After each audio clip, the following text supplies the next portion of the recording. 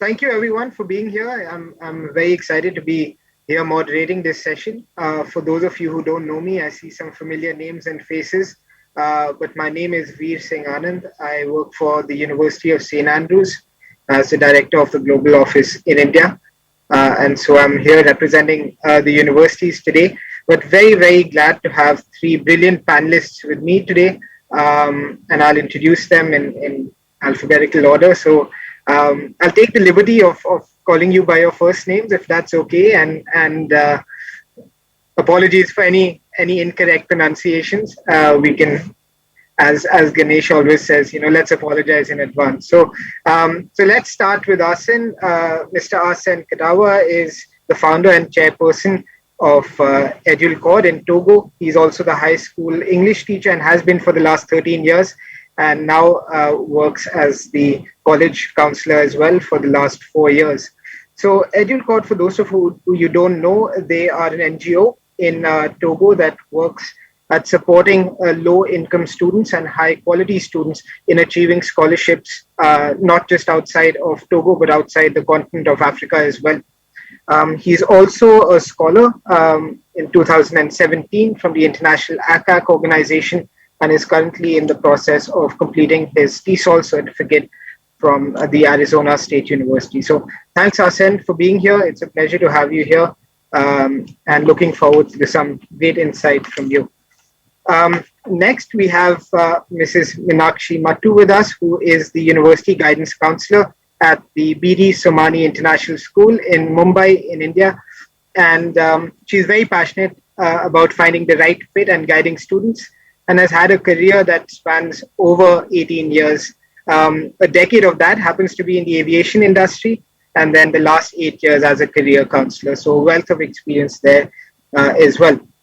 She is a hospitality graduate who graduated from the IHM in USA University, and also a diploma holder of the apologies, and she is a diploma holder of the Global Career Counseling from the UCLA Extension and IE University. So thank you, Meenakshi, for being here. Pleasure to have you here as well. And last but not the least, an old friend of mine in Mrs. Ruchika Castelino, who's also had such a vast experience when it comes to career counseling and also in senior management. So with over 20 years in the field, she's been a senior manager in roles in education for several years. And also now over the last sort of 5 to 6 years, I think we've known each other as, the relationship has been earlier with the Pathway School and now with the British School where you work as well. So pleasure to have you, Ruchika, and we'll proceed. So of course, this is just a brief introduction to the panelists here today. Please do go and take a look at the various achievements that they have on the IC3 website. So before we start, some ground rules for everyone here. Let's keep ourselves on mute, and we will take on some questions later on in the session as well. I'll keep a track on the chat, and so we can take those questions on later too. So what we're going to do in this session today is going to give you an overview of what trends have been like in the last year. It's been disruptive, but it's also given rise to a lot of opportunities. This session is going to be apt for university representatives and counselors alike. And we're going to try and explore how schools adapted, in this uncertain environment, how university communication changed with schools and what trends we now see in terms of what students want to do going forward with their careers. I'm also very proud to have the three panelists here representing very different student, diverse options in a certain sense. We have Arsène who works with low-income students, but very high-achieving students. We have Ruchika here who works with the British School. We've got a lot of expats that send their students to the British School, also some Indians. And then we have Meenakshi who represents a school where you have perceived to be, the wealthy families that send their kids to the school there. And so they're not often looking for scholarship. I think, the three of them represent a very diverse panel today, a very inclusive panel today. And hopefully through the questions that I can ask them, we'll be able to explore this aspect as well. What we've also done, and the panel has been great at this, is to send out a survey to fellow counselors in their various networks, and to seek answers from them about how the year has been. So we'll start off with some question and answers that I'll do with the panel, and then we'll move on to discussing some of the results of this survey before taking on some questions from you all. So let's start, if the panelists are ready and we can have them on screen. I think the first question is the basic one. As a university representative, I used to travel, more than half of the year and meet people in person. That was my role, and now I'm always in front of the laptop here today. So, how has counseling changed for you during the pandemic and in the last few years? So let's start with Ruchika, if you wanted to go first. Absolutely, just very nice. I hope I'm audible. I could hear an echo. So, Veer, can you hear me? Yes, please. Okay, perfect. Right. Okay, great. Thank you for that question. I think, yes, that is the basic question that we are all thinking about. How has counseling changed? Now, obviously, everything has become online, not just counseling, teaching and learning. So we all are living in this online world now for so long, right? So yes, the first repercussion after the pandemic hit us was that we went into an online mode. In my school, the online mode transition was, I think, very beautifully done, because I know there are many schools, many institutions that struggled with it. But, we had systems in place. I think even before the government in Delhi actually announced their lockdown, our school was already, they had trained teachers, trained students. We were already on the online mode. So I think that made things much easier for for our student cohort, because I think planning in advance as much as possible definitely helped. So from a counselor's perspective, I really feel that the online system actually helped us connect with students and their families much better. So, those of you who worked in high schools will know that high schools, all schools, I think I can say that safely for all schools, are really, really very busy places, very, packed timetables, especially IB schools, I would say. Students are also extremely busy. And the last thing you want to do as a counselor is to, take them out of their classes for meetings and things like that. So in an online scenario, I think I did most of my. Hi, Ruchika. Thank you, the panel, for the lovely conversation. I really like the poll questions. That adds so much meaning, and having 26 responses gives you so much clarity of where we are going. And I'm glad you did it in the end. You showed us the poll after the discussion and also gave us the key takeaways, so which is beautiful. Uh, I work as a counselor in a school in Delhi, but it's in the outskirts of Delhi. So I do have a lot to share. That we are three branches of our own school, and there are times that you would have experts coming to one branch, and the students have to be packed in the bus and brought to the other branch, and the travel time is crazy.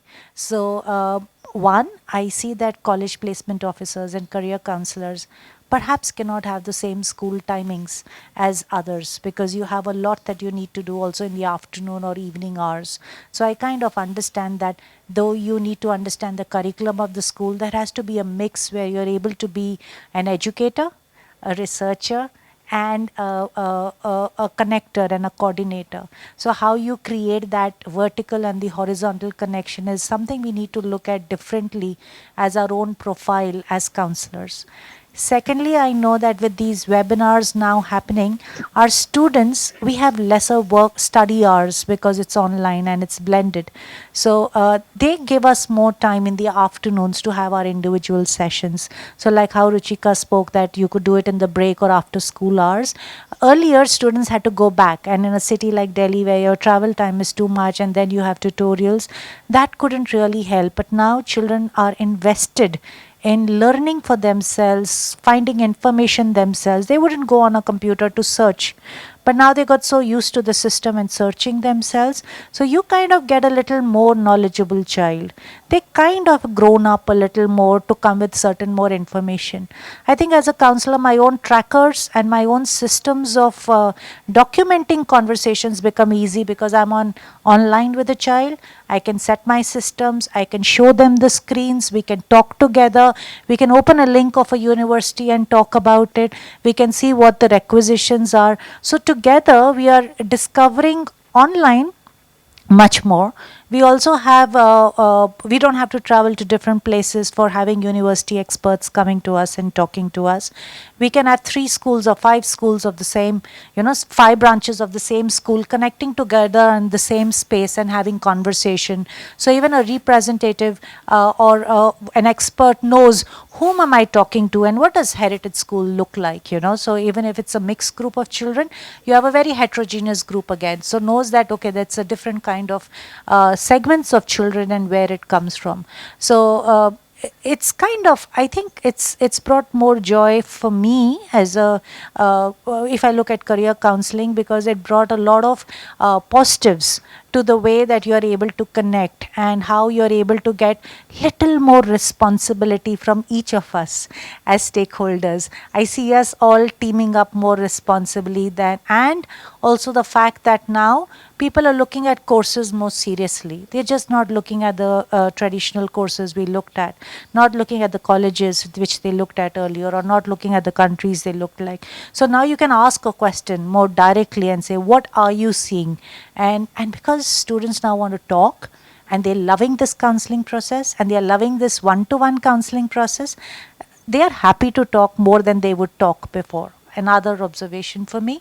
And also when representatives would like numbers, now they're okay with no numbers, because they're not coming, they're not taking a flight and coming in and they're looking at how many students are going to be there in front of me. They're okay with 3 students. If they're very keen, they have a question, I'm there, I'm happy to answer to 3. So that takes away the load from a school counselor's mind also to get numbers sitting in front and having a conversation. Now numbers don't matter, it's only the real heart to heart talk that matters. So I think I see these positives, and I hope it's not too many positive things sharing, but that's where I go. No, I think I completely agree with you over there. And since you mentioned heritage, we've done a lot of work with the schools, and I think thanks to virtual learning, we've been able to get everyone together rather than to do it school wise. So really great insight, and I think, like you said, now we're open to. Yes, we can take one more question. I think there is Ajay. There is. I think Ajay. Yes, Ajay's got a question. I think you answered part of it on the chat. But Ajay, please unmute yourself. We'll take this as a last question, and then close the session. Thank you, Veer, for this opportunity, and thank you all for this wonderful session. I'm Ajay Taide, Career Counselor at the EDULCOD School. We do have a great career counseling ecosystem in our school. At times, our strength of our office is limited. We might have only 1 counselor or only 2 counselors in the school team, and the batch size, graduating batch size, could be around 90 and above.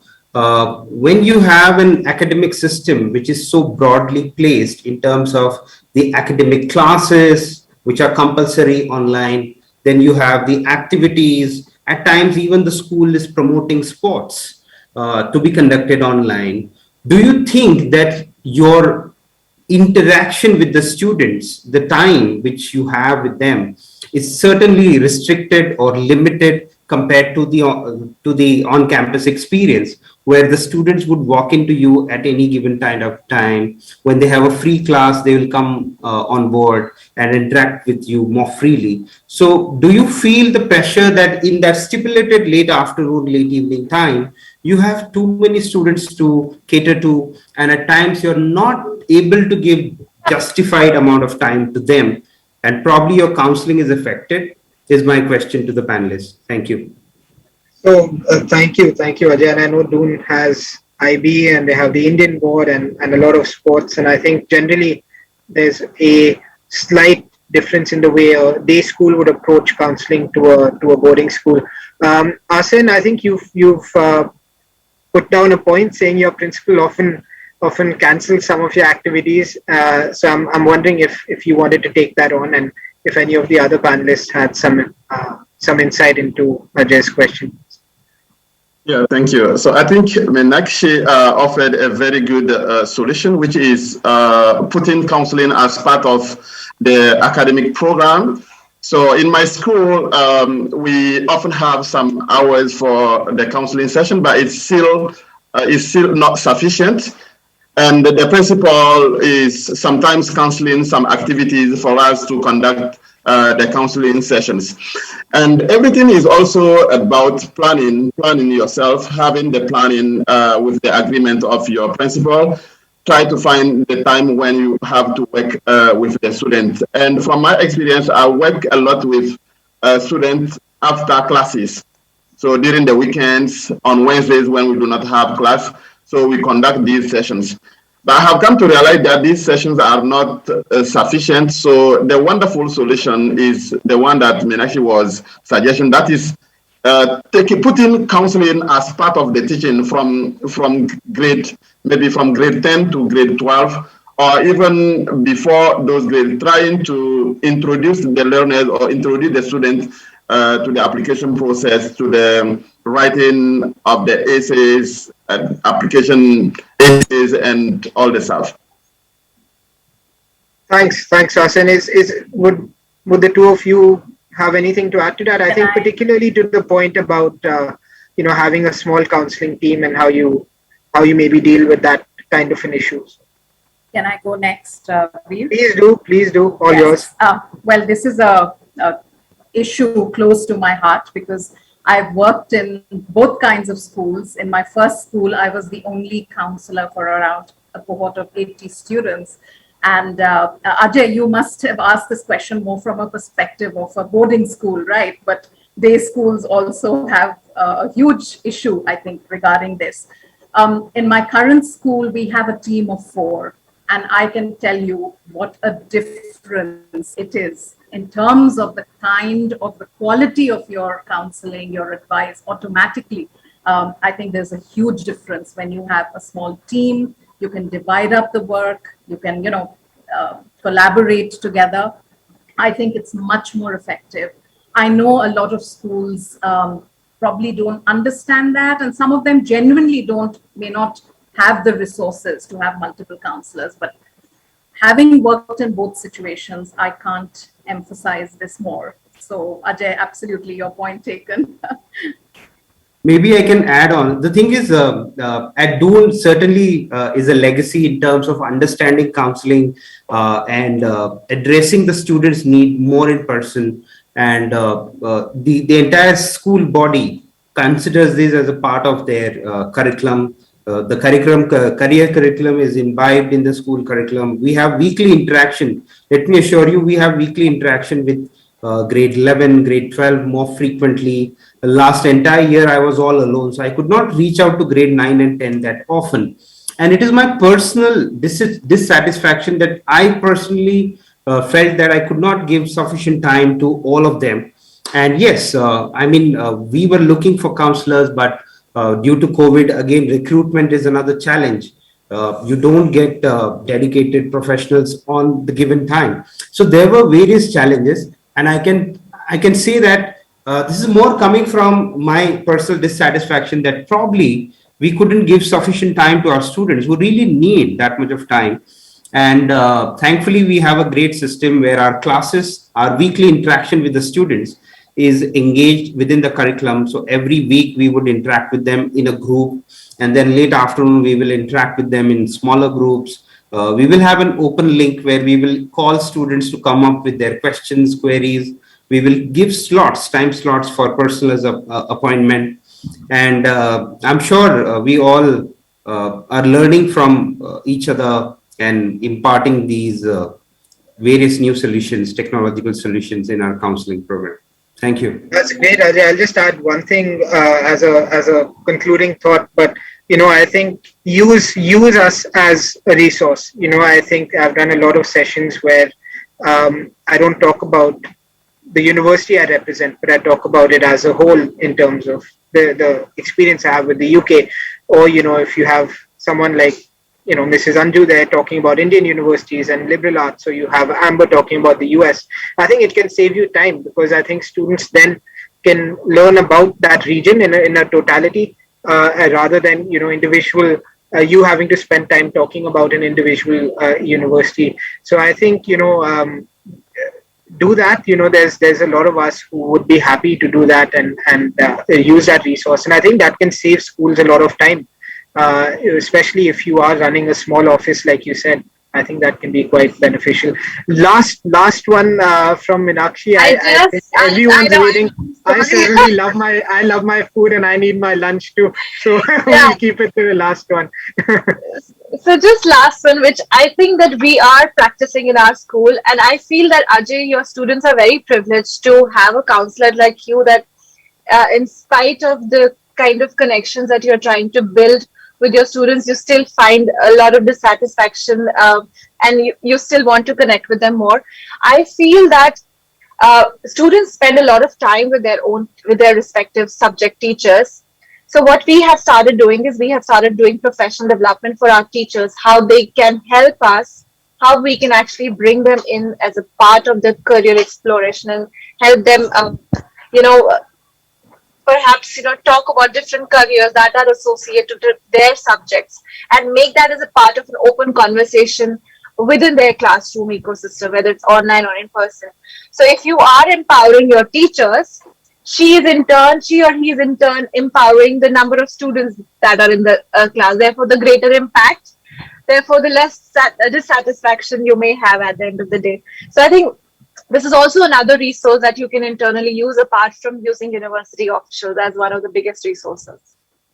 I think great point, and I think IC3 is doing some work there as well in training teachers in counseling as well. So I think that's great. I think it's been brilliant to have the 23, 24 of you here, giving up your lunch, and also obviously anyone who's there in person to join us today. I think as a parting thought, just a big thank you to the three panelists who've given great insight, and I'm sure all the viewers today have taken back a lot from it. So a big thank you to you. Thank you for sharing your point of views from the university perspective. So we really thank you for being the best moderator ever.